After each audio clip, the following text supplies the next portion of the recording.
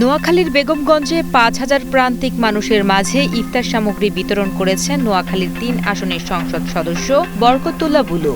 সোমবার রাতে ৩২ লাখ টাকা মূল্যের এই উপহার সামগ্রী বিতরণকালে তিনি বর্তমান সরকারের বাজার নিয়ন্ত্রণ ব্যবস্থার প্রশংসা করেন। তিনি বলেন, বিএনপি ক্ষমতায় আসার পর থেকেই দ্রব্যমূল্য সাধারণ মানুষের নাগালে আসতে শুরু করেছে এবং জনগণের কষ্ট লাঘবে সরকার কাজ করে যাচ্ছে। বরকতুল্লাহ বুলু উদাহরণ টেনে বলেন যে এলপিজি গ্যাসের দাম আগে ২৩০০ টাকা পর্যন্ত উঠেছিল, তা এখন ১২৮০ টাকায় নেমে এসেছে। তিনি বিশ্বাস করেন, প্রধানমন্ত্রী তারেক রহমানের নেতৃত্বে বিএনপি দীর্ঘদিনের দেশ পরিচালনার অভিজ্ঞতা কাজে লাগিয়ে সব পণ্যের দামই দ্রুত নিয়ন্ত্রণে আসবে।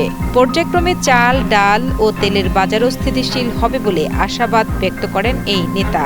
অনুষ্ঠানে স্থানীয় বিত্তবানদের প্রতি আহ্বান জানিয়ে বুলু বলেন, রমজান মাসে সামর্থ্যবানদের উচিত অসহায় ও ছিন্নমূল মানুষের পাশে দাঁড়ানো। বিএনপি সব সময় জনগণের সেবায় নিয়োজিত থাকবে এবং ইফতারের পর আসন্ন ঈদেও সাধারণ মানুষের মাঝে ঈদ সামগ্রী পৌঁছে দেওয়া হবে।